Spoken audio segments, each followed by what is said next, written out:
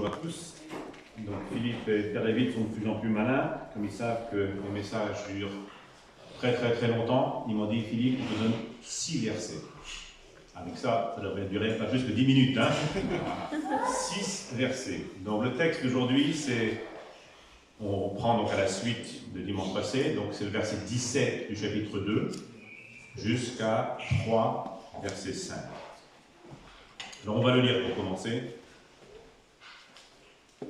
Donc Malachie 2, 17. Vous fatiguez l'Éternel avec vos paroles et vous dites, en quoi l'avons-nous fatigué? C'est en disant, l'Éternel voit d'un bon œil celui qui fait le mal. C'est en lui qu'il prend plaisir. Ou encore, où est le Dieu de la justice? Verset 1, chapitre 3. Voici que j'enverrai mon messager pour me préparer le chemin.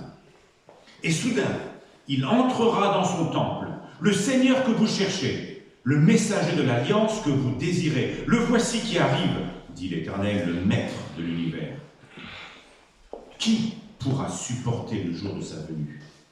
Qui restera debout quand il apparaîtra? En effet, il sera pareil à un feu purificateur, à la lessive des blanchisseurs. Il s'assiera pour fondre et purifier l'argent. Il purifiera les descendants de Lévi. Il les rendra purs comme on rend purs l'or et l'argent. Et c'est suivant la justice qu'ils présenteront des offrandes à l'Éternel. Alors, l'offrande de Juda et de Jérusalem sera agréable à l'Éternel, comme autrefois, comme pendant le passé. Je m'approcherai de vous pour le jugement, et je m'empresserai de témoigner contre les magiciens, les adultères, contre ceux qui prêtent de faux serments, contre ceux qui exploitent le salarié, qui oppriment la veuve et l'orphelin, qui font tort à l'étranger et qui ne me craignent pas, dit l'Éternel, le Maître de l'univers. Un court texte, mais comme vous l'imaginez, un texte très dense. Alors, comme on l'a déjà dit, les 2 précédents messages, le contexte de ce livre de Malachie, je le trouve très pertinent pour aujourd'hui. La situation est très semblable à la nôtre aujourd'hui. Le peuple de Dieu, donc le peuple d'Israël, en tout cas une partie du peuple de Dieu, avait quitté Babylone pour rentrer dans leur pays, la terre promise. Ils ont reconstruit le temple, ok, c'était fini. Ils ont recommencé à faire des sacrifices et à adorer le Dieu de leur père sur la terre héritée. Ils ont reconstruit leur maison et les années ont passé. Les générations se sont succédées et le peuple d'Israël a commencé à se fatiguer. Il n'y avait plus de prophètes pour parler au nom de Dieu. Il n'y avait plus de miracles. Élie et Élisée n'étaient plus là depuis longtemps. Et puis, il y avait un problème majeur dans leur théologie. C'est que la première fois, lorsque le temple a été construit, sous Salomon, le grand événement qui a succédé à l'inauguration du temple, c'était quoi? La présence de Dieu, la gloire de Dieu qui est venue habiter le temple. C'était vraiment le grand truc. Là, ils ont reconstruit le temple. Ils attendent 1 mois, 1 an, 10 ans, 20 ans. Il n'y a rien. Alors, le peuple d'Israël commence à vivre sa foi un petit peu comme ils le veulent. Il y a peu d'enthousiasme dans leur foi. Ils vont au temple, ils font des choses. Les prêtres, comme on l'a vu, font des sacrifices. Mais n'importe comment. Il y a une vieille vache là, alors on va tuer la vieille vache pour Dieu. Un vieux mouton, tout balai, on va le tuer pour Dieu. N'importe quoi. Et puis les gens se posent plein de questions. Est-ce que ça fait une différence si je prends en compte ou pas les règles de Dieu? Est-ce que ça fait une différence? Est-ce que Dieu s'en préoccupe vraiment?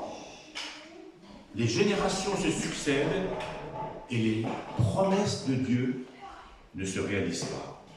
Et beaucoup abandonnent la foi. Ça ressemble un petit peu à aujourd'hui, non? Cette fatigue avec les années qui passent. Dieu a promis, il va revenir, il va revenir. Il y a rien qui se passe. Est-ce que Dieu vraiment s'intéresse à moi? Est-ce que c'est important comment je vis, si je vis bien ou pas bien?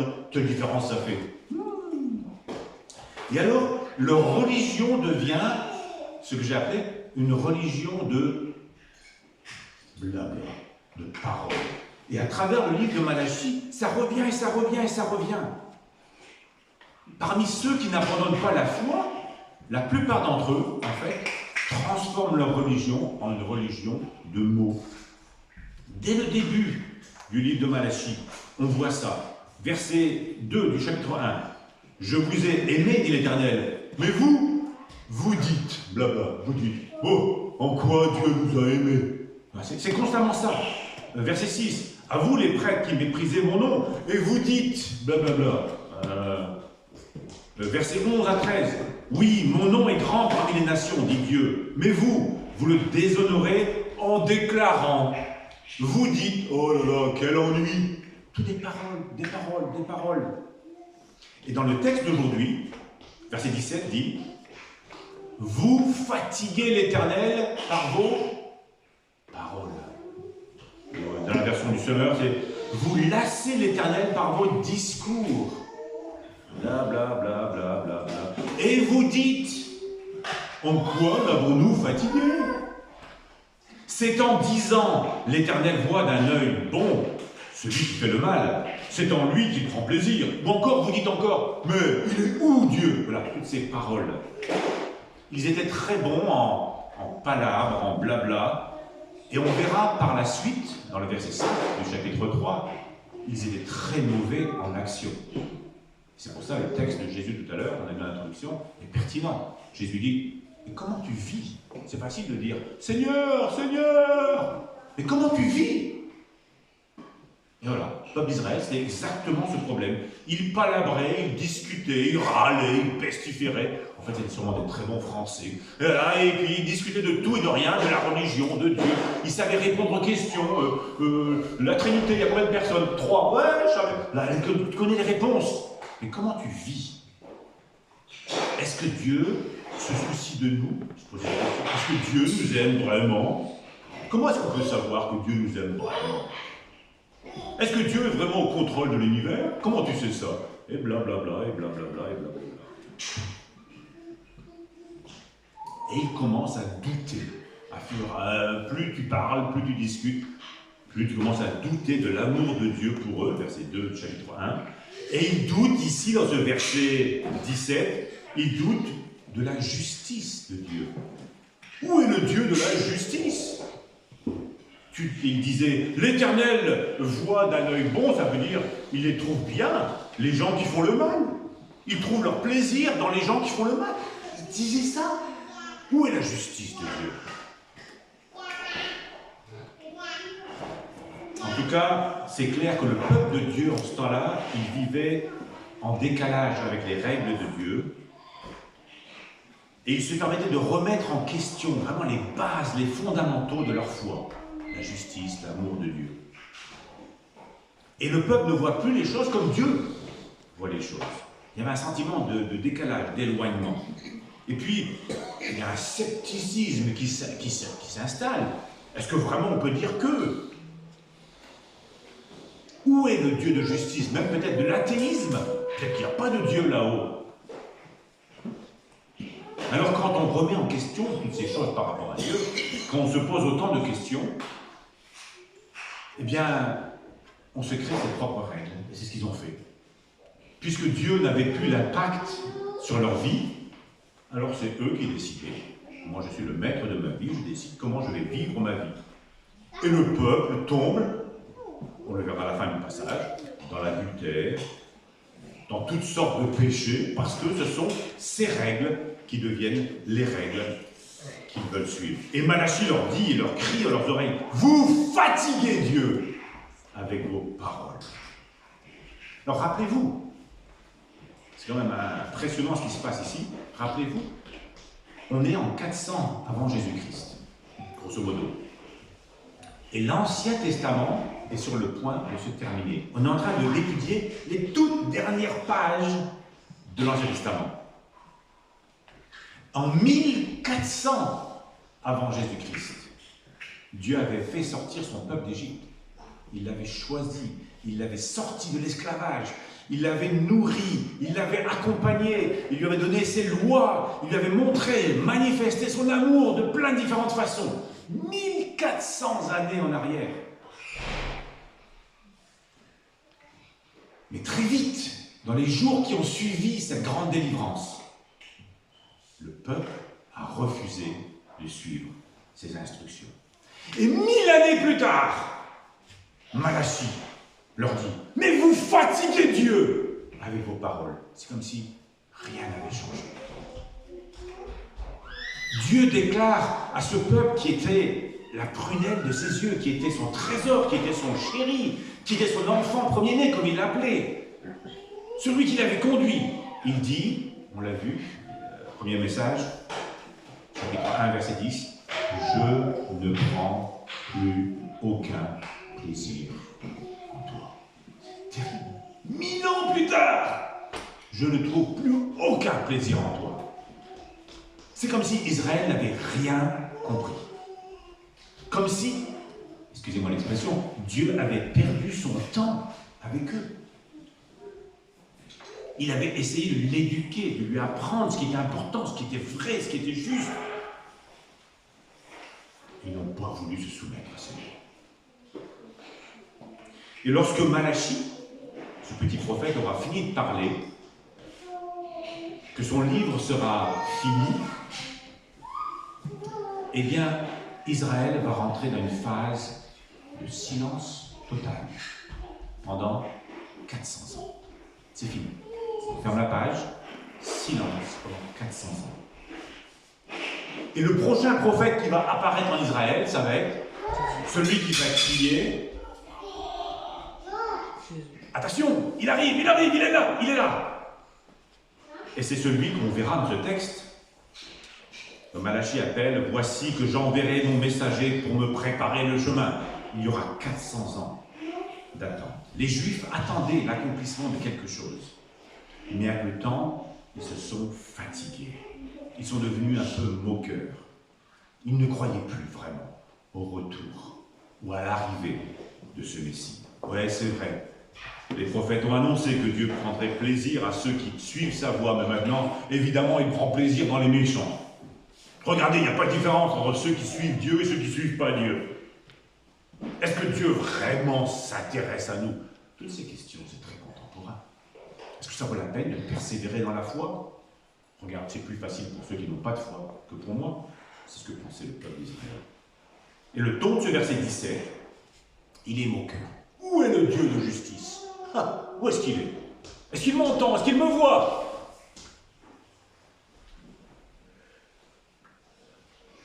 Et Dieu répond.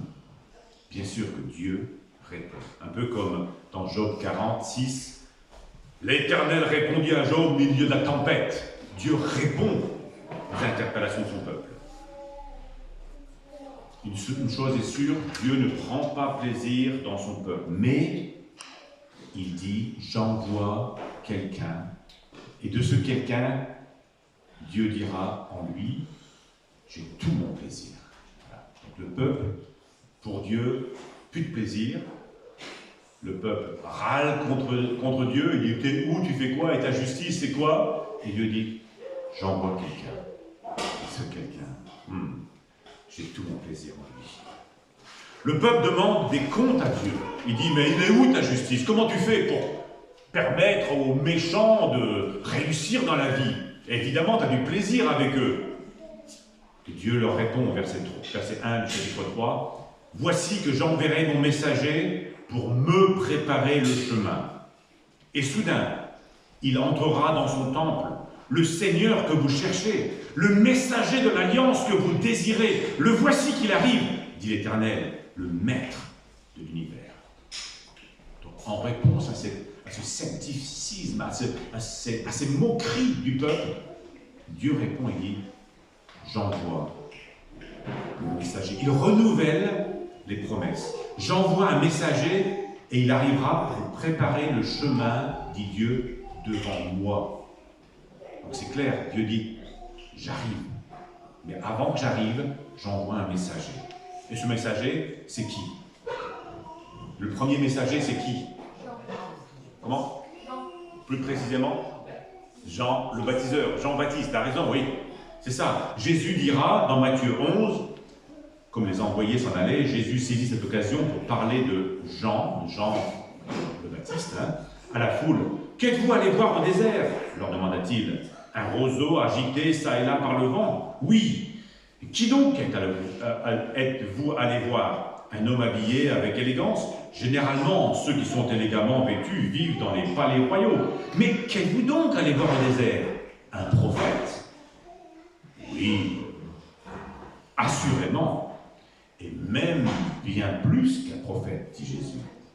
C'est moi qui vous le dis, car c'est celui dont il est écrit. Et là, Jésus cite par cœur Malachie. J'enverrai mon messager devant toi, il te préparera le chemin. Donc, on est aux dernières pages de Malachie, dernière page de l'Ancienne Alliance, dernière page de l'Ancien Testament. 400 ans de silence. Jean-Baptiste arrive, Jésus le suit de 6 mois plus tard, et Jésus dit, vous me rappelez dans Malachie? Eh bien, c'est Jean-Baptiste.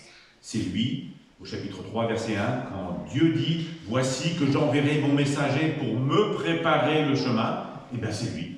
C'est le plus grand des prophètes. Pourquoi le plus grand des prophètes? Parce que c'est celui qui a fermé la page de l'Ancienne Alliance et qui a ouvert la porte à la Nouvelle Alliance et qui a présenté Jésus au peuple d'Israël.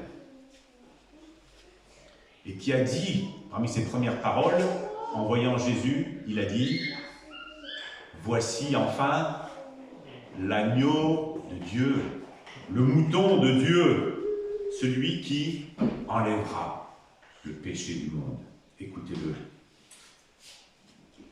Et alors, Malachie poursuit avec ces paroles, donc « Voici que j'enverrai mon messager pour me préparer le chemin ». C'est Jean-Baptiste qui va arriver pour répondre à cette promesse, pour remplir cette promesse.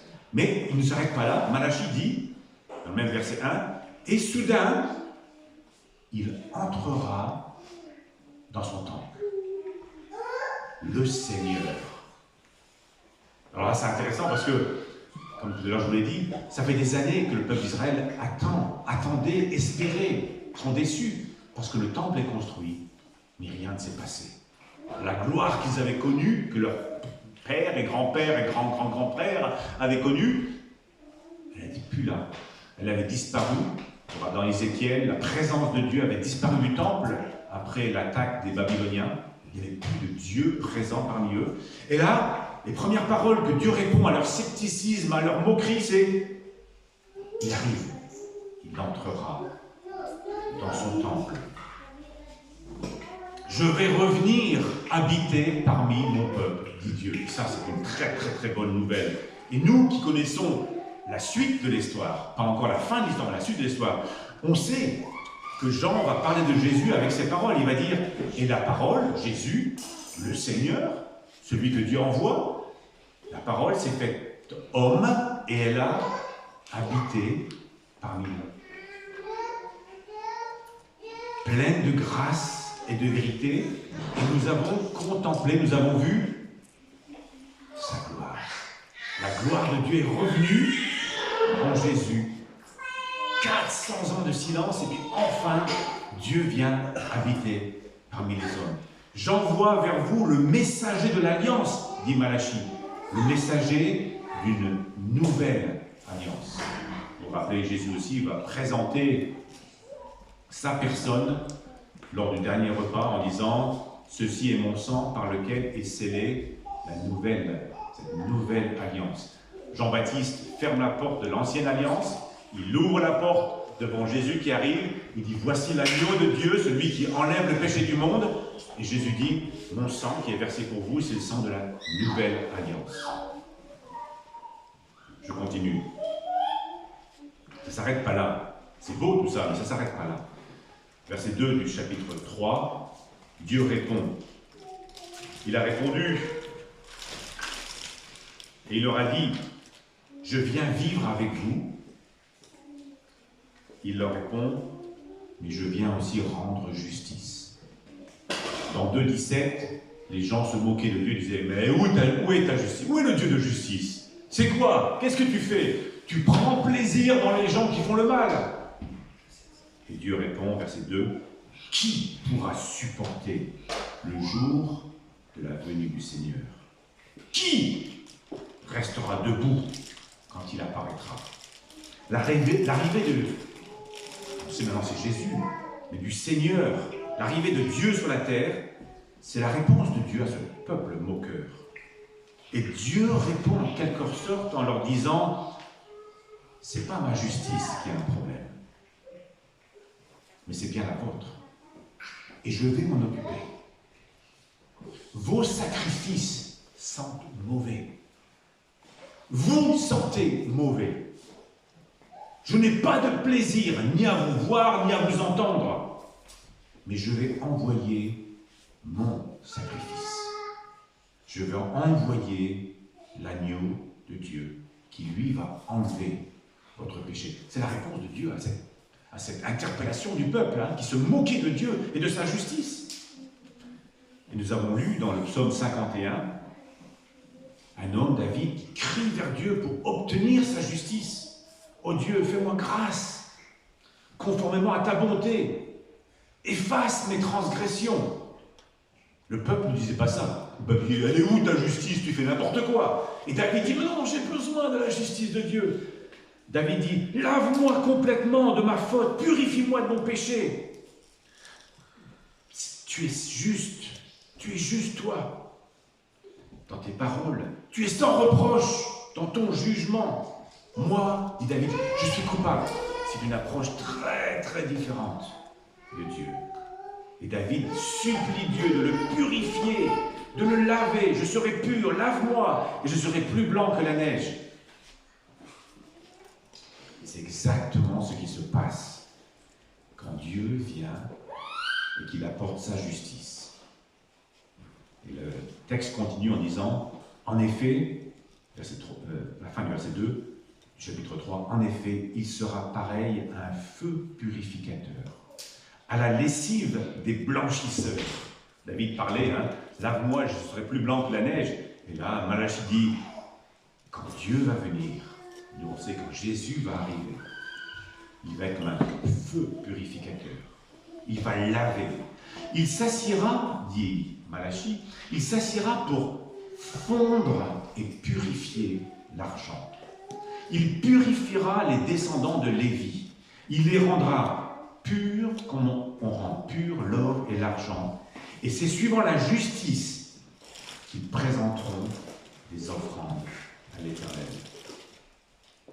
Face à la sainteté de Dieu, face aux exigences de Dieu, nous ne sommes pas justes. Nous serons toujours sales. Nous ne serons jamais à la hauteur. Toujours incapables de nous laver, de nous purifier. Et David l'avait compris. Lave-moi, parce que moi je suis sale. Et Dieu promet donc d'être l'agent purificateur. Et de la même manière que l'argent est purifié dans le feu, afin d'enlever toutes ces impuretés, Dieu promet de rendre son peuple pur. Il dit, il les rendra purs comme on rend pur l'or et l'argent. Par sa mort, Jésus nous purifie. Sans trahir la sainteté et la justice de Dieu, la mort de Jésus nous justifie devant Dieu. « Eh Dieu, tu n'es pas juste, disait le peuple d'Israël. » 2,17. « Tu n'es pas juste. Tu ne fais pas la différence entre le bien et le mal. Pour toi, c'est pareil, tu prends plaisir dans le mal. » Et Dieu dit, « J'envoie mon messager. » Et lui, il va apporter la justice. Il va nettoyer votre péché. Et il va, grâce à son sacrifice, maintenant on le sait, il vous rendra juste devant Dieu qui est juste. Et puis, cette purification, quand on parle de purification de l'or et de l'argent, cette purification, vous le savez, c'est un travail que Dieu opère ensuite toute notre vie. On est purifié une fois, on dit une fois pour toutes, et ensuite, Dieu opère cette purification toute notre vie. Je vous lis rapidement un texte dans 1 Pierre 1, verset 6. C'est ce qui fait notre joie, même si maintenant, puisqu'il le faut, vous êtes pour un peu de temps attristés par diverses épreuves. Ainsi, la valeur éprouvée de votre foi, beaucoup plus précieuse que l'or, qui est périssable, et que l'on soumet pourtant à l'épreuve du feu. Là, il reprend cette même expression, cette même illustration, l'épreuve du feu pour l'or. Eh bien, lorsque Dieu aura éprouvé notre foi, elle aura pour résultat la louange, la gloire et l'honneur lorsque Jésus-Christ réapparaîtra. Une fois que je suis purifié intérieurement, alors mes actions, ma manière de me comporter, elle est transformée. Et alors, ma vie devient agréable à Dieu. Regardez le verset 4.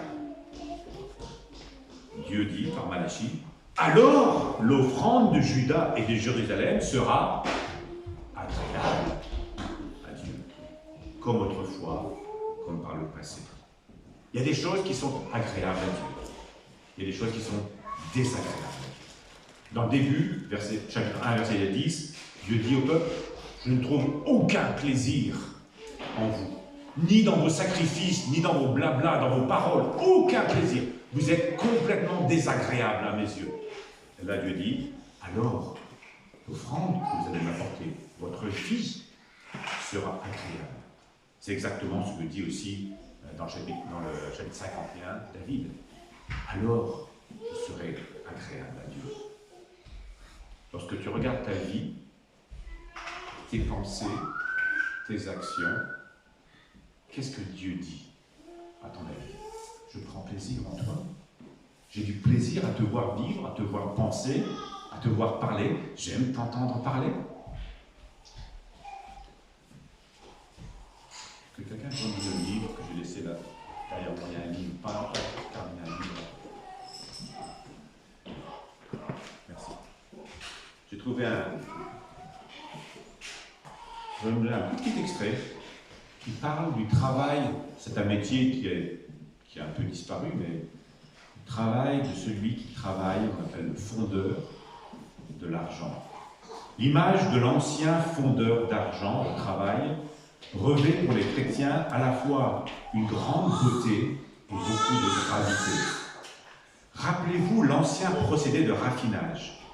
On portait le métal à haute température pour le faire fondre. Puis, les impuretés, d'une plus faible densité, flottaient à la surface du métal en fusion, d'où on les évacuait à l'aide d'un soufflet. Un soufflet, c'est un truc comme ça, là. Là. Donc, on mettait l'argent dans le feu, très très chaud. Le bloc d'argent très chaud fondait, devenait liquide.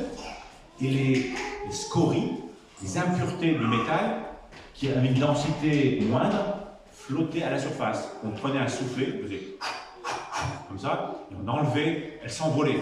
Et puis hop, on remettait au four pour continuer. On recommençait soigneusement ce processus jusqu'à ce que le métal soit purifié. La beauté de cette image réside en ceci. Lorsque le fondeur d'argent arrivait vers la fin de son travail, la couche d'oxyde disparaissait et la surface brillante et pure de l'argent étincelait. Arrivé à ce point, une fois que toutes les scories avaient été évacuées, le fondeur voyait sa propre image se refléter à la surface de l'argent. Quelle merveille de penser que Dieu travaille dans la vie de tous les chrétiens, cherchant à les purifier du péché et à les transformer en sa propre image. Et Malachie utilise cette très belle image du fondeur pour nous dire d'une part, Dieu va nous purifier pour pouvoir nous accorder sa justice à nous qui crions vers lui en disant « Où est ta justice, Seigneur ?» Il apporte sa justice Et ensuite, il travaille notre vie et il nous tient dans le feu toute notre vie, au chaud, pour enlever les saletés de notre vie jusqu'au jour où nous serons face à lui. Alors, quand il fait ça, alors notre vie devient agréable à Dieu. Et comme je disais, David, dans le psaume 51, disait « Les sacrifices agréables à Dieu, c'est un esprit brisé. » Je continue dans le texte, au verset 7. Par contre, pour ceux qui ne veulent pas vivre une vie agréable à Dieu, pour ceux qui ne veulent pas vivre couverts par le sang de l'agneau de Dieu, alors qu'est-ce qui les attend, d'après ce texte? Le jugement de Dieu. Au verset 7, il dit « Je m'approcherai de vous pour le jugement. » Donc il y a, comme tout à l'heure Pierre David disait, il y a deux chemins possibles. Il y a un chemin où je m'approche de Dieu et je suis justifié, je suis purifié par le sang de l'agneau. Je rentre dans cette nouvelle alliance. Ou alors, il n'y a pas d'autre option. Je m'approche de vous, dit Dieu, pour le jugement. Et je m'empresserai de témoigner contre vous. Ça, c'est fort, hein? Contre les magiciens, les adultères, contre ceux qui mentent, qui disent des faux serments, etc., etc. Je m'approcherai de vous pour le jugement. C'est la réponse de Dieu aussi au peuple d'Israël. Quand ils disent « Mais Dieu voit d'un bon œil ceux qui font du mal. Où est Dieu de la justice ?» Et Dieu répond « Je vais témoigner contre toi, parce que je vois toutes tes actions. Je serai un témoin à charge, d'autres traductions disent, contre toi. » Romains 14, 12 dit « Chacun de nous rendra compte à Dieu. » Chacun de nous rendra compte à Dieu pour toutes nos actions et toutes nos paroles. Et si Dieu n'est pas notre avocat, il sera notre juge. Un témoin à charge. Jésus est soit ton avocat, celui qui va te défendre, qui va dire « Non, Père, ses péchés sont couverts, c'est bon, je suis mort pour lui, c'est bon, c'est couvert. » Soit il sera un témoin à charge. Ah ouais, il a dit ça, il a fait ça, il est coupable. Vous n'avez que deux choix. La dette est effacée, sa mort a couvert mon péché, je suis le frère de Jésus, j'aurai la vie éternelle à côté de Jésus, ou alors Dieu sera mon juge. Dieu avait choisi Israël pour être son fils premier-né, un modèle auprès des nations environnantes, un modèle de vie. Dieu devait diriger ce peuple, Dieu devait le conduire, et c'était une sorte de devanture pour montrer à tous les peuples à quoi ça pouvait ressembler un peuple conduit par Dieu. Au lieu d'être différent des nations environnantes, le peuple avait pris toutes leurs pratiques et les avait adoptées. Et la magie, l'adultère, le mensonge, le mauvais traitement des salariés, l'oppression des immigrés, il avait adopté tout ça et n'avait pas suivi les ordres de Dieu. À la fin de cette liste, je ne sais pas si vous l'avez vu quand on l'a lu la première fois, à la fin de cette liste, donc le verset 5, il termine avec une expression qui résume et qui explique pourquoi ils sont tombés dans tout ça. Il dit « Je m'approcherai de vous pour le jugement et je m'empresserai de témoigner contre les magiciens, les adultères, ceux qui prêtent de faux serments, ceux qui exploitent les salariés, ceux qui oppriment la veuve et l'orphelin, ceux qui font tort à l'étranger et qui ne me craignent pas. » Et là, c'est vraiment un résumé. Tu fais tout ça parce que tu ne crains pas Dieu. Si tu crains Dieu, eh bien, tu cherches à faire plaisir à Dieu. Quand tu crains Dieu, tu reconnais qu'il est le maître de l'univers, qu'il est le maître de ta vie. Tu veux lui obéir, tu veux te soumettre à ses règles, tu veux te soumettre à ses choix, tu veux te soumettre à sa sagesse, à sa justice. S'il est le créateur, moi je suis sa créature. Et si je suis sa créature, eh bien il a droit sur ma vie. Et donc je cherche à lui plaire. Je cherche à lui être agréable. Si je ne crains pas Dieu, Ça veut dire que je pense que ma vie, elle m'appartient à moi. Et donc je peux vivre comme je le veux. J'aimerais vous lire un texte. Si vous avez votre Bible, et ça va être le dernier gros texte que j'aimerais lire aujourd'hui, Ésaïe. Regardez le texte dans Ésaïe 43. Les expressions sont vraiment très, très fortes. Et ça résume cette attitude du peuple, et peut-être votre attitude, par rapport à cette crainte de Dieu. Ésaïe 43, verset 22. Ce n'est pas à moi que tu as fait appel, Jacob. Jacob, c'est le peuple d'Israël, hein. Oui, tu t'es fatigué de moi, Israël. Tu ne m'as pas offert tes agneaux en holocauste, et tu ne m'as pas honoré par tes sacrifices. Je ne t'ai pas importuné pour que tu me fasses des offrandes. Je ne t'ai pas fatigué pour recevoir de l'encens. Tu n'as pas acheté des plantes aromatiques pour moi et tu n'as pas rassasié de la graisse de tes sacrifices. Tu m'as seulement importuné. Tu m'as importuné par tes péchés. Et tu m'as fatigué par tes fautes. Ça ressemble à Malachie. Hein. Je suis fatigué de vous écouter, dit Dieu. Tu m'as fatigué par tes fautes. Et pourtant, verset 25, et pourtant, dit Dieu, c'est moi qui efface tes transgressions. Et je ne me souviendrai plus de tes péchés. C'est exactement ce que Dieu dit à Israël dans Malachie. Ah, ok, je vous envoie quelqu'un. Et c'est lui qui va effacer tes transgressions et qui va te donner ma justice. Ésaïe 43, verset 44. Écoute maintenant, Jacob, mon serviteur, Israël, toi que j'ai choisi. Voici ce que dit l'Éternel, celui qui t'a fait et qui t'a façonné. Depuis le ventre de ta mère, celui qui est ton soutien. N'aie pas peur, Jacob, mon serviteur. Verset 3. En effet, je verserai de l'eau sur la terre qui a soif et des ruisseaux sur le terrain sec. Je déverserai mon esprit sur ta descendance et ma bénédiction sur tes rejetons. Ils pousseront au milieu de l'herbe comme des saules près des cours d'eau.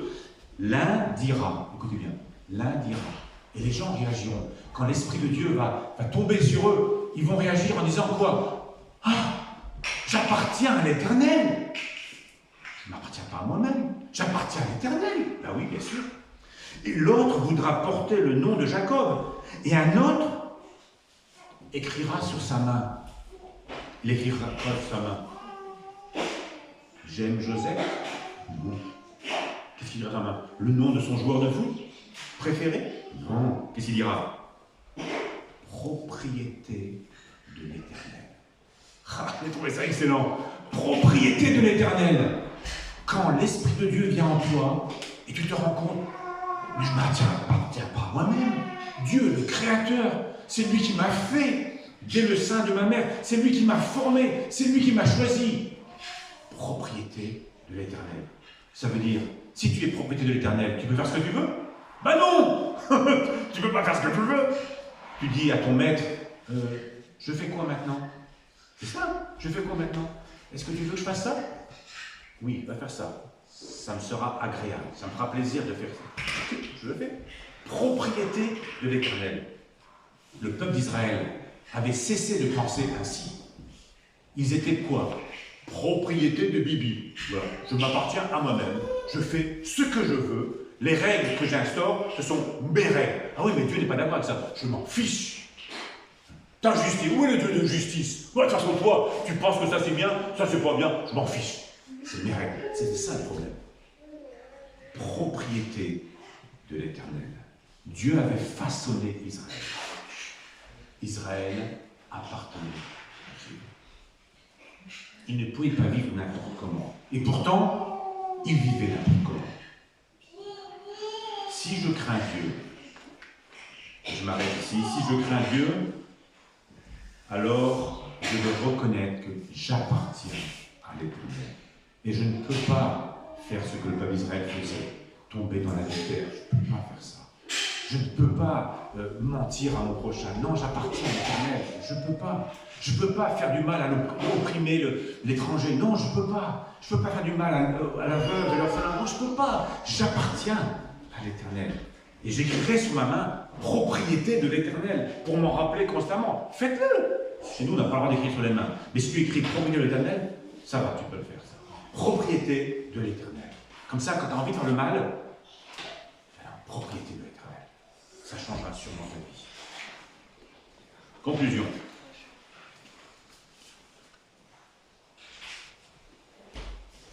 Paul a dit que tout ce que le peuple d'Israël a vécu, il l'a vécu pour nous servir d'exemple. Tout ce que le peuple d'Israël a vécu et qui a été consigné par écrit, 1 Corinthiens 10, 11, ils ont été écrits, tous ces textes, toutes ces histoires, pour notre instruction, à nous qui sommes parvenus à la fin du temps. Est-ce que Malachie, le texte de Malachie, vous parle aujourd'hui? Le monde ne change pas vraiment. Hein?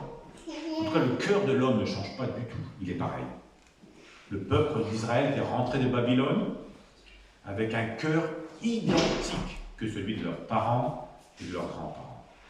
Ils allaient au temple, ils allaient à l'église, ils pratiquaient une forme de religion, oui, mais leur cœur n'était pas attaché à Dieu.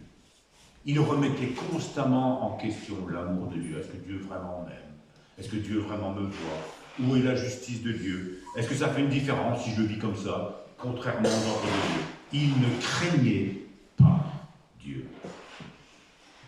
En conséquence, puisqu'ils ne voulaient pas se soumettre aux règles de Dieu, ils se sont créés leurs propres règles. Et ils sont tombés, logiquement, dans l'adultère, dans la magie, dans les mensonges, dans la tromperie, dans tout le péché que vous pouvez imaginer.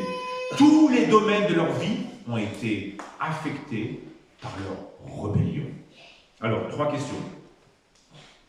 Est-ce que cette semaine, on va marcher dans la crainte de Dieu?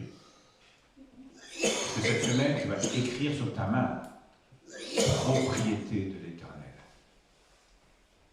Et tu vas constamment évaluer tes pensées, tes gestes, tes paroles, propriété. Est-ce que Dieu me permet, voudrait? Est-ce que cela sera agréable à Dieu? Je suis la propriété de l'Éternel. Est-ce que tu vas marcher dans la crainte de Dieu? Deuxièmement, est-ce que tu es conscient que tous les jours, il y a un travail d'épuration dans ta vie? Souvent, on pestifère contre les événements de la vie, que ce soit la maladie, que ce soit les difficultés au travail, que ce soit la difficulté avec les enfants. On pestifère facilement. Est-ce que tu es conscient que ça fait partie du processus d'épuration? Dieu est en train de te mettre au fourneau, si tu lui appartiens, bien sûr, pour qu'il voie petit à petit dans cette surface dont il débarrasse toutes les saletés, les scories. Il aimerait voir le visage de son Fils, Jésus. Donc, est-ce que tu vas marcher dans la crainte de Dieu, propriété de l'Éternel? Est-ce que tu es conscient, et tu vas rester conscient tous les jours de la semaine, qu'il y a un travail d'épuration et de circonstances de ta vie? Oui, même les bébés qui pleurent et qui ne veulent pas dormir, c'est un système d'épuration de notre vie. Et 3, est-ce que tu seras un chrétien de parole, blablabla, bla, bla, bla, bla, ou un chrétien d'action? Évidemment, le peuple d'Israël, dans Malachie, avait le blabla facile, mais il ne voulait pas vivre comme Dieu voulait qu'il vive. Et cette semaine, eh bien, je veux que ma foi change ma manière de vivre, pas seulement ma manière de parler. Souvenez-vous des paroles de Jésus qu'on a lues tout à l'heure. Ceux qui me disent « Seigneur, Seigneur », blabla, blabla, n'entreront pas tous dans le royaume des cieux, mais seulement celui qui fait la volonté de mon Père. Propriété du Seigneur. Eh bien, si je suis la propriété du Seigneur, je fais la volonté de celui à qui j'appartiens. Et si je fais ça, alors j'aurai la chance que Jésus dira de moi « Ah, je trouve